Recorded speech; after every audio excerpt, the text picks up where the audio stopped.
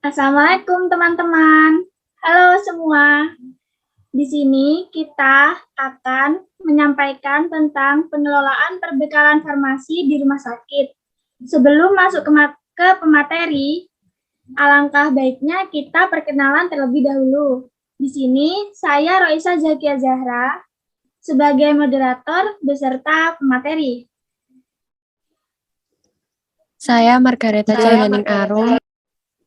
Saya Putri Nadila Yuningrum. Saya Randy Wafi Fatahila. Saya Rara Wisesa. Saya Silva Fabiana Bila. Saya Siti Wahyu Putri. Saya Ferry Kristanto.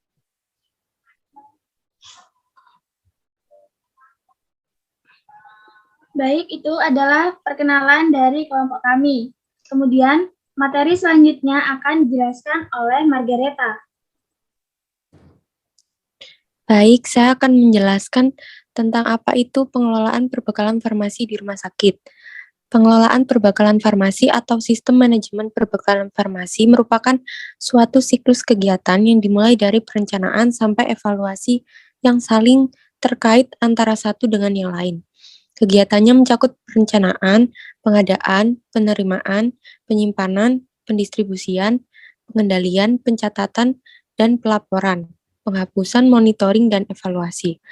Perencanaan perbekalan farmasi adalah salah satu fungsi yang menentukan dalam proses pengadaan perbekalan farmasi di rumah sakit.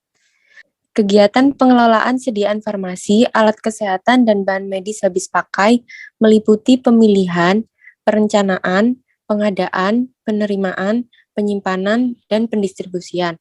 Untuk penjelasan lebih lanjut akan dijelaskan oleh rekan saya. Baik, di sini saya akan menjelaskan pemilihan. Kegiatan untuk menetapkan jenis sediaan farmasi, alat kesehatan, dan bahan medis habis pakai sesuai dengan kebutuhan. Pemilihan sediaan farmasi, alat kesehatan, dan bahan habis pakai ini berdasarkan yang pertama, formularium dan standar pengobatan atau pedoman diagnosa dan terapi. Yang kedua, standar sediaan farmasi, alat kesehatan, dan bahan habis pakai yang telah ditetapkan. Yang ketiga ada pola penyakit. Yang keempat, efektivitas dan keamanan. Yang kelima, pengobatan berbasis bukti. Yang keenam, mutu. Yang ketujuh, harga. Dan yang kedelapan, ketersediaan di pasaran. Slide selanjutnya. Perencanaan kegiatan untuk menentukan jumlah dan periode pengadaan sediaan farmasi, alat kesehatan, dan bahan medis habis pakai sesuai dengan hasil kegiatan pemilihan untuk menjamin terpenuhinya kriteria tetap jenis, tepat jumlah, tepat waktu, dan efisiensi. Perencanaan dilakukan untuk menghindari kekosongan obat. Pedoman perencanaan harus memperhatikan anggaran tersedia, menetapkan prioritas, sisa persediaan, data pemakaian periode yang lalu, waktu tunggu pemesanan, dan rencana pengembangan. Yang selanjutnya akan disampaikan oleh teman saya. Baik, saya akan melanjutkan presentasi ini. Pengadaan. Kegiatan yang dimaksudkan untuk merealisasikan perencanaan kebutuhan. Pengadaan yang efektif harus menjamin ketersediaan jumlah dan waktu yang tepat dengan harga yang terjangkau dan sesuai standar mutu. Pengadaan merupakan kegiatan yang berkesinambungan dimulai dari pemilihan, penentuan jumlah yang dibutuhkan, penyesuaian antara kebutuhan dan dana, pemilihan metode pengadaan, pemilihan pemasok, penentuan spesifikasi kontrak, pemantauan proses pengadaan dan pembayaran. Slide selanjutnya. Hal-hal yang perlu diperhatikan dalam pengadaan sediaan farmasi. Alat kesehatan dan bahan medis habis pakai. Di sini gambar yang pertama yaitu expired date minimal 2 tahun kecuali untuk sediaan farmasi, alat kesehatan, dan bahan medis habis pakai tertentu. Dan gambar kedua, bahan berbahaya harus menyertakan material safety data set dalam kurung MSDS. Dan gambar 3, mempunyai nomor izin edar. Dan gambar terakhir, sertifikat analisa. Selanjutnya akan dilanjutkan oleh rekan saya.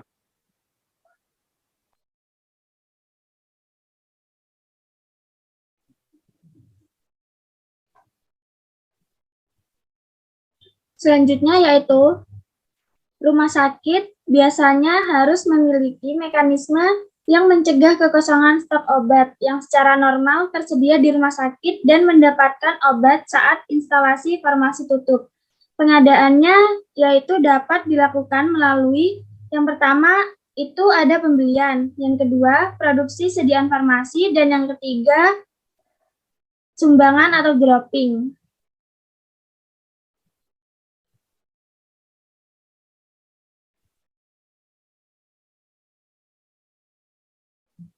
Yang pertama yaitu pembelian. Untuk rumah sakit pemerintahan, pembelian sediaan farmasi, alat kesehatan, dan bahan medis habis pakai biasanya harus sesuai dengan ketentuan pengadaan barang dan jasa yang berlaku. Hal-hal yang perlu diperhatikan dalam pembeliannya adalah yang pertama yaitu kriteria sediaan farmasi, alat kesehatan, dan bahan medis habis pakai yang meliputi kriteria umum dan kriteria mutu obat. Yang kedua itu persyaratan pemasok, dan yang ketiga penentuan waktu pengadaan dan kedatangan sediaan farmasi, alat kesehatan, dan bahan medis habis pakai. Dan yang terakhir yaitu pemantauan rencana pengadaan sesuai jenis, jumlah, dan waktu. Selanjutnya akan dijelaskan oleh rekan saya.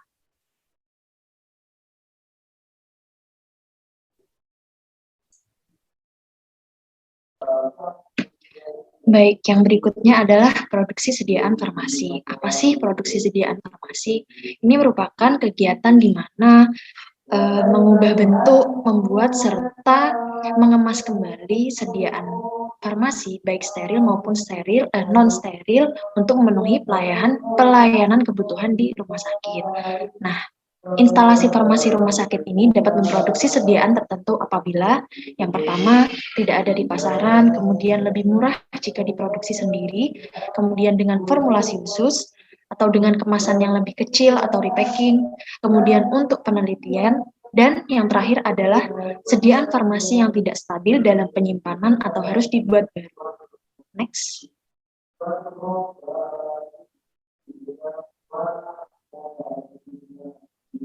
Yang selanjutnya adalah sumbangan atau dropping atau hibah.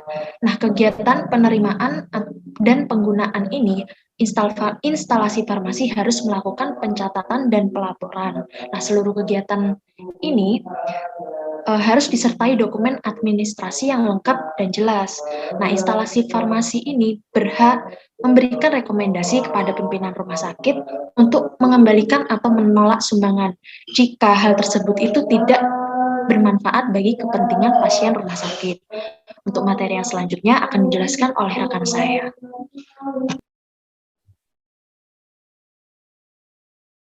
Baik, di sini ada penerimaan. Penerimaan sendiri merupakan kegiatan untuk menjamin kesesuaian jenis, spesifikasi, jumlah, mutu, waktu penyerahan, dan harga tertera dalam kontrak atau surat pesanan dengan kondisi fisik yang diterima.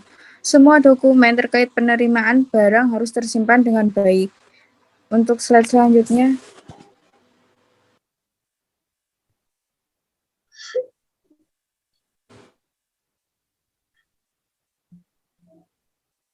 Untuk penyimpanan sendiri, setelah barang diterima di instalasi farmasi, perlu dilakukan penyimpanan sebelum dilakukan pendistribusian. Penyimpanan harus dapat menjamin kualitas dan keamanan sediaan farmasi, alat, kesehatan, dan bahan medis habis pakai sesuai dengan persyaratan kefarmasian. Persyaratan kefarmasian yang dimaksud meliputi persyaratan stabilitas dan keamanan sanitasi, cahaya, kelembapan, ventilasi, dan penggolongan jenis sediaan farmasi, alat kesehatan, dan bahan medis habis pakai. Komponen yang harus diperhatikan antara lain adalah obat dan bahan kimia yang digunakan untuk mempersiapkan obat diberi label yang secara jelas terbaca, memuat nama, tanggal pertama kemasan dibuka, ataupun tanggal kadaluarsa dan peringatan khusus. Untuk yang kedua yaitu elektrolit konsentrasi tinggi tidak disimpan di unit perawatan kecuali untuk kebutuhan klinis yang penting. Yang ketiga yaitu elektrolit konsentrasi tinggi yang disimpan pada unit perawatan pasien dilengkapi dengan pengamanan, harus diberi label yang jelas dan disimpan pada area yang dibatasi ketat atau restricted untuk mencegah penata laksanaan yang kurang hati-hati. Yang keempat yaitu sediaan farmasi, alat kesehatan, dan bahan medis habis pakai yang dibawa oleh pasien harus disimpan secara khusus dan dapat diidentifikasi. Selanjutnya akan disampaikan oleh rekan saya. Baik, untuk selanjutnya ada instalasi farmasi harus dapat memastikan bahwa obat yang disimpan harus benar dan diinspeksi secara periodik. Maksudnya harus ada pemeriksaan pada periode tertentu. Sediaan farmasi, alat kesehatan, dan bahan medis habis pakai yang harus disimpan terpisah, yaitu yang pertama, bahan yang mudah terbakar. Jadi harus disimpan dalam ruang yang tahan api dan diberi tanda khusus dengan bahan tersebut bahan berbahaya. Yang kedua ada gas medis yang disimpan dengan posisi berdiri, terikat, dan diberi penandaan untuk menghindari kesalahan pengambilan jenis gas medis. Penyimpanan tabung gas medis yang kosong harus dipisah dengan tabung gas medis yang ada isinya. Penyimpanan tabung gas medis di ruangan harus menggunakan tutup demi keselamatan.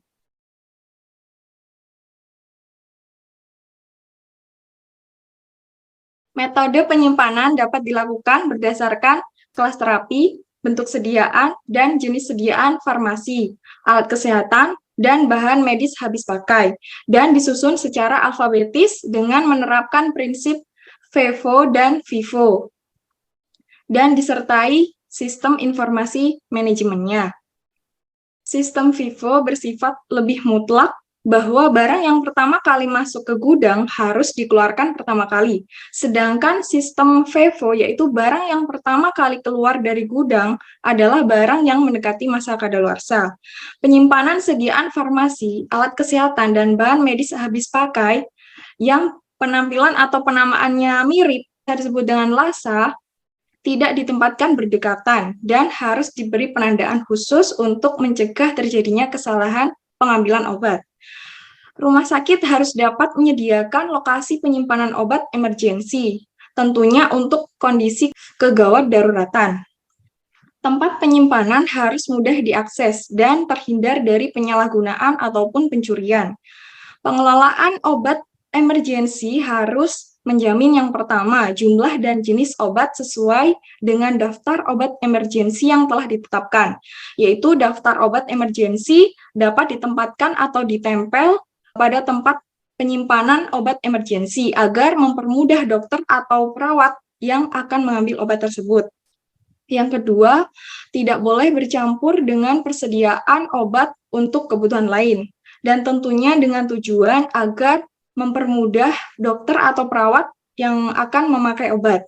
Yang ketiga, bila dipakai untuk keperluan emergensi, harus segera diganti. Nah, tujuannya setiap keperluan yang sudah digunakan harus segera diganti agar tidak mengalami stok kosong atau meminimalisir terjadinya kekosongan. Yang keempat, ada dicek secara berkala apakah ada yang kadaluarsa. Nah, pastinya agar mendapatkan efek yang maksimal, adanya efek lain yang tidak diinginkan. Yang terakhir, ada dilarang untuk dipinjam untuk kebutuhan lain. Nah, karena obat atau barang tersebut dikhususkan untuk keperluan mendadak, tidak boleh disalahgunakan. Baik, untuk materi selanjutnya akan dijelaskan oleh rekan saya. Baik, selanjutnya pendistribusian. Distribusi merupakan suatu rangkaian kegiatan dalam rangka menyalurkan atau menyerahkan sediaan farmasi, alat kesehatan, dan bahan medis habis pakai dari tempat penyimpanan sampai kepada unit pelayanan atau pasien dengan tetap menjamin mutu, stabilitas, jenis, jumlah, dan ketepatan waktu.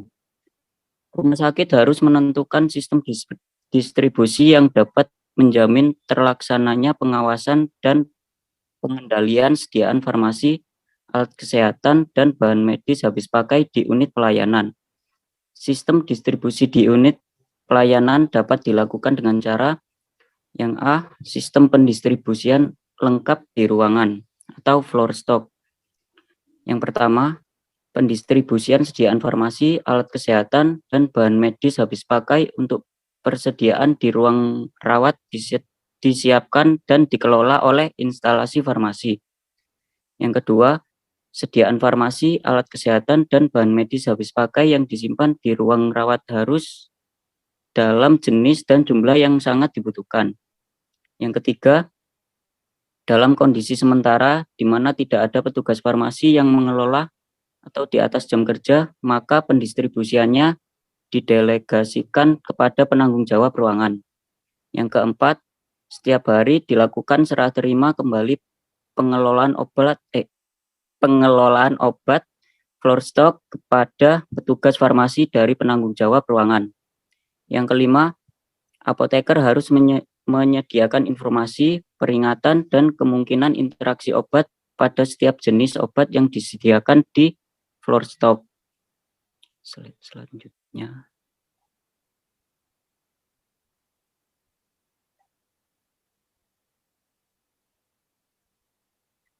Yang B, sistem resep perorangan.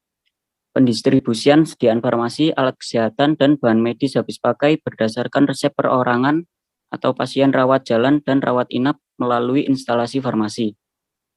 Yang C, sistem unit dosis. Pendistribusian sediaan farmasi, alat kesehatan, dan bahan medis habis pakai berdasarkan perorangan yang disiapkan dalam unit dosis tunggal atau ganda untuk penggunaan satu kali dosis per pasien.